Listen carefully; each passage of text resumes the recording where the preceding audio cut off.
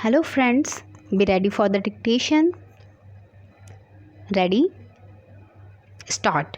Mr. Goswami, learned senior counsel for the appellant, strenuously urged that respondent number 6 was neither eligible nor qualified to be appointed as EDBPM, and she was therefore rightly ignored by the authorities.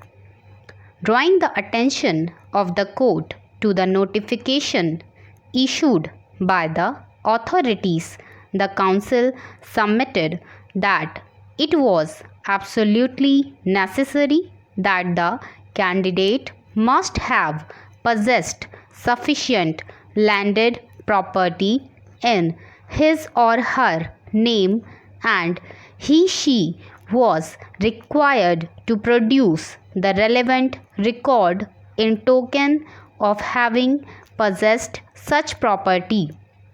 In the instant case, respondent number 6 did not possess immovable property, and the said fact was duly considered by the authorities in its proper perspective, and a decision was taken that she was not eligible.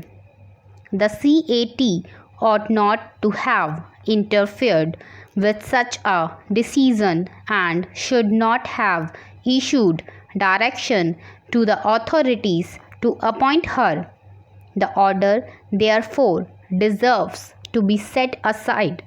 It was also argued that a totally irrelevant and extraneous factor was kept in mind by CAT of marks obtained by two candidates at the matriculation examination. The council submitted was passing of matriculation examination and not marks obtained in the said examination. Once a candidate is eligible, his case is required to be considered in accordance with the guidelines and norms fixed by the department. It was also contended that a direction was issued by CAT to appoint respondent number 6. No such direction could have been issued by CAT even if it was satisfied that the action taken by the authorities was not in consonance with law.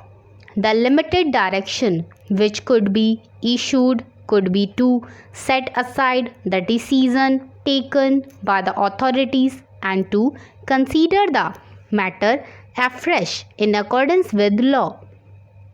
Finally, it was submitted that the appellant was found to be most suitable by the authorities and was appointed as such as in 1996. About 8 years are over and she is working as EDBPM. If at this stage the appointment is cancelled, serious prejudice will be caused to her. It was therefore urged that even if this court is of the view that the action taken by the authorities could not be termed legal or lawful, in particular facts and circumstances of the case, the appointment of the appellant may not be cancelled. Mr. Amit Singh, the learned counsel for respondent number 6, on the other hand, supported the order passed by the tribunal and confirmed by the High Court. It was urged that respondent number 6 was eligible and qualified. She possessed agricultural property as per the requirement of the notification. Referring to the conditions in the notification issued by the department, the council submitted that respondent number 6 fulfilled all the conditions mentioned in the notification. She was the permanent resident of the village. She had passed her matriculate examination and secured more marks than the marks secured by the appellant herein. She had adequate means of income from independent source of livelihood, and necessary certificate had been produced by her. Stop. I hope you liked my dictation, friends. Thank you.